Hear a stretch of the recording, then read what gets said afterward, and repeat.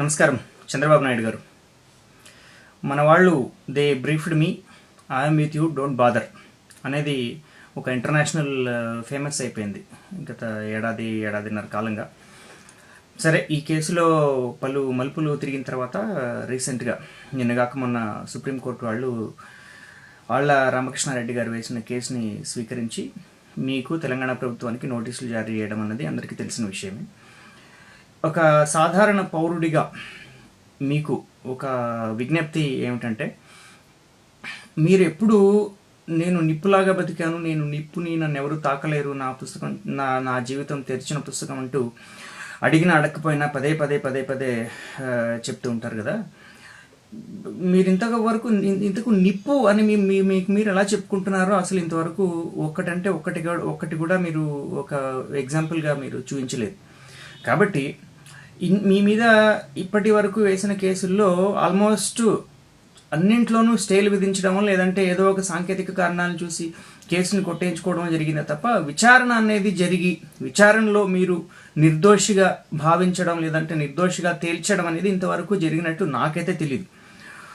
కాబట్టి మీరు నిప్పు అని నిజంగా భావిస్తే గనక, మీరు నిప్పు అని ప్రపంచానికి చాటి చెప్పాలి అంటే గనక, సుప్రీంకోర్టు వారు మీకు జారీ చేసిన నోటీసుల్ని హుందాగా స్వీకరించి, విచారణకు అన్ని రకాలుగా సహకరించి, కోర్టు వారు ఏదైతే నిర్ణయం చేస్తారో కోర్టు ద్వారా మీరు నిర్దోషిగా నిరూపింపబడితే అప్పుడు నిప్పుని మేము కూడా ఒప్పుకుంటాం. కాకపోతే ఈ కేసులో ఖచ్చితంగా విచారణ జరిగి తీరాలి, దానికి మీరు సహకరించాలి.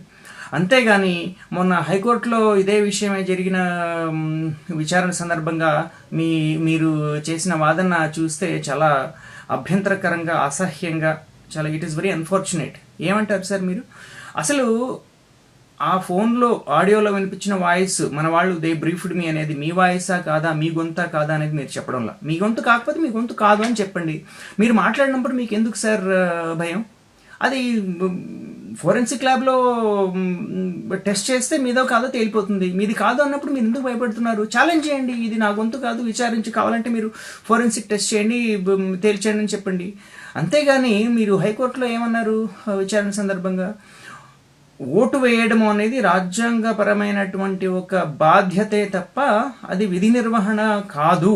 కాబట్టి ఓటుకి డబ్బులు ఇవ్వడము అనేది అవినీతి నిరోధక చట్టం పరిధిలోకి రాదు అనేసేసి కేవలం ఒక సాంకేతిక పరమైన కారణాన్ని చూపించి తప్పించుకోవాలనే ప్రయత్నం చేశారు. అంటే ఏమిటి? మీరు డబ్బులు ఇవ్వడం నిజం, ఆ గొంతు మీదే అని మీరు ఒప్పుకుంటున్నట్లా? ఇది చాలా కన్ఫ్యూజన్కి తావిస్తోంది సార్. ఇన్ని కోట్ల మంది ప్రజలు చాలా కన్ఫ్యూజన్లో ఉన్నారు. ఆ గొంతు మీది కాదంటే మీది కాదని మీరు చెప్పండి, విచారణ చేయమని చెప్పండి విచారణ సంస్థల్ని. ఇప్పుడు జరిగిపోయిన వదిలేసేయండి. ఇంతవరకు ఎన్ని పిల్లి ముగ్గులు వేసారో అవన్నీ వదిలేద్దాం. ఇప్పుడు దేశాన్ని సర్వోన్నత న్యాయస్థానం మీకు నోటీసులు పంపించింది. మీరు నిర్భయంగా విచారణకి ఒప్పుకొని సిబిఐ కాదు ఇంకేదైనా సరే ఎంక్వైరీ చేయమని చెప్పేసి, మీరు తప్పు చేయలేదు, మీరు నిప్పు అనేసి మీరు నిరూపించుకోవాల్సిన అవసరం ఉంది. మీరు ఈసారి కనుక స్టే ఇవ్వడానికి ప్రయత్నించడమో లేదంటే సాంకేతిక కారణాలు చూసి కేసును కొట్టేయాలని ప్రయత్నించడం చేస్తున్నారంటే కనుక మీరు నిజంగానే ఈ కేసులో తప్పు చేశారని జనాలు భావించాల్సి వస్తుంది. కాబట్టి మీరు ఎట్టి పరిస్థితుల్లోనూ విచారణకి సిద్ధపడాలి. ఈ విధంగా మీ మీద ఒత్తిడి పెంచే హక్కు ఒక దేశ పౌరుడిగా మాకు ఉంది. కాబట్టి మీ మీద ఒత్తిడి పెంచుతూ, అలాగే సుప్రీంకోర్టు వాళ్ళకు కూడా ప్రజల తరఫున మేము విన్నవించుకోవడానికి ఒక ఆన్లైన్ పిటిషన్ని మేము లేవనెత్తాం సార్. ఇదే దీంతో మేము వెళ్తున్నాం sir. We demand impartial investigation on mister Chandrababu Naidu in cash for vote case. No more stays please. So ఇదే నినాదంతో మేము ఆన్లైన్ పిటిషన్ లేవనెత్తాం. అది 24 గంటల్లో దాదాపు 5,500 మంది సంతకాలు చేశారు ఇప్పటికే. ఈ సంతకాలన్నీ సేకరించిన తర్వాత మేము ఆ కాపీని ప్రింట్ తీసేసి సుప్రీంకోర్టు వాళ్ళకి స్పీడ్ పోస్ట్ ద్వారా పంపిస్తాం. దాని కాపీని భారత రాష్ట్రపతి వారికి, భారత ప్రధానమంత్రి వారికి కూడా పంపిస్తాం. ఇది మా హక్కు, రాజ్యాంగపరమైనటువంటి మా రాజ్యాంగం మాకు ఇచ్చినటువంటి హక్కు కాబట్టి మేము ఏ చట్ట వ్యతిరేక కార్యకలాపాలు చేయడం లేదు కాబట్టి మాకున్నటువంటి హక్కుల్ని మేము ఈ స్వామ్యంలో వినియోగించుకుంటున్నాం.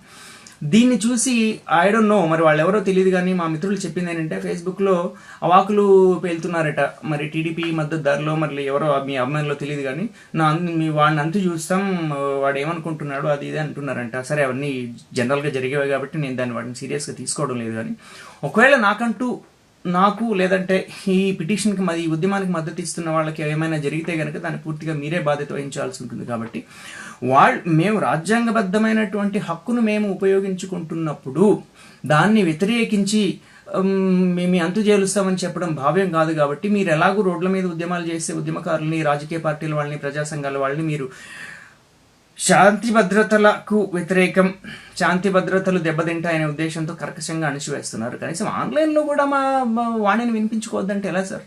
కాబట్టి ఇటువంటి ప్రజాస్వామ్య వ్యతిరేక కార్యకలాపాలు చేయకుండా మీరు మా స్వేచ్ఛను, రాజ్యాంగం మాకు ఇచ్చినటువంటి హక్కులను వినియోగించుకోవడానికి ఏ ఆటంకం కలిగించకుండా ఉంటారని, మీరు ధైర్యంగా విచారణని ఎదుర్కొని మీరు నిప్పు అని నిరూపించుకుంటారని మేము ఆశిస్తున్నాం. కాబట్టి ప్రస్తుతం మేము కోరేది ఏంటంటే మీరు సుప్రీంకోర్టు వారు మీకు ఇచ్చిన నోటీసులకి బద్దులై ఉండి విచారణని ధైర్యంగా ఎదుర్కోవాల్సిందిగా మనవి.